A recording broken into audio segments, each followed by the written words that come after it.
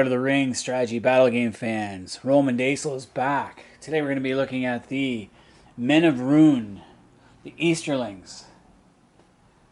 As you can see, I've got a couple of box sets here. I have the Easterling Warriors, and I also have the Easterling Cataphracts, as well as a couple of blister packs and even the book for Shadow in the East. So let's start off with the Easterling Warriors.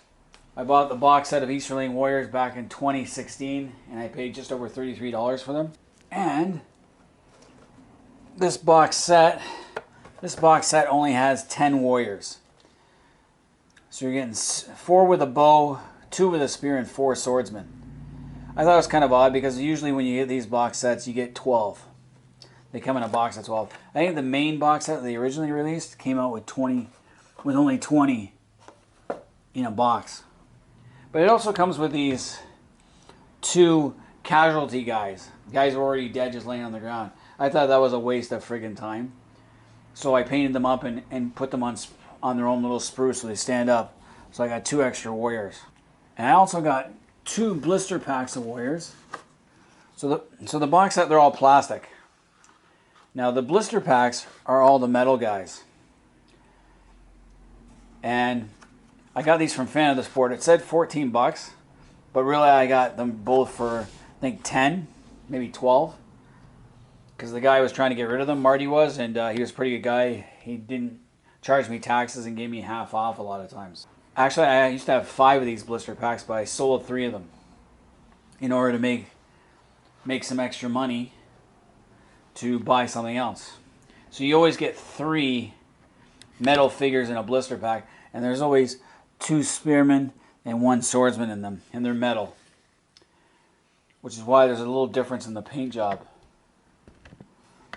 Now the Cataphracts I bought right from Games Workshop. Like the Easterling Warriors I got directly from Games Workshop through their online site, so it came in the mail. But the Cataphracts, I actually bought them in the store. They were one of the last box sets they had before they stopped selling Lord of the Rings there for a while. And it cost me, I think, just almost $60, and you get 6 horsemen. Now the Cataphracts, they look more like Byzantium idea. Eastern Roman Empire, heavy cavalry, or I think the Sassanians also had some Cataphracts too. So I just basically followed the same color scheme as Games Workshop had. Gold and reds. These ones are more faded gold. These ones were a little more brighter, the gold is. It's always easier to paint plastic than metal. And overall, you know, for my paint job, it's not bad. You'd see these guys from a mile away. But what disappointed me, if you go back to the Peter Jackson movies, the only time you see these guys is when Frodo, Sam, and Gollum are hiding up on the slag hills just overlooking the Black Gate after their trip through the Dead Marshes, and they see these guys marching into, and then because Sam tries to run into the Black Gate and Frodo runs after him and they hide under the gray cloak for dramatic effect, a couple of Easterling warriors hear the sound and they move over. And they look around and they go back and march into the Black Gate before it closes. That is all you see of these guys. They do not appear anywhere else. You go look at the Battle of Pelennor Fields and the Battle of the Black Gate, and you will not see any Easterling warriors in their ranks. They're a one and done, one scene and done, which kind of sucks. You'd think Peter Jackson would have put them in the final battle. You know, if they read the book, the Battle of the Black Gate, an army of Easterlings, roughly 55,000 strong, appears just off the side of the Towers of the Teeth near the Ash Mountains, hiding there.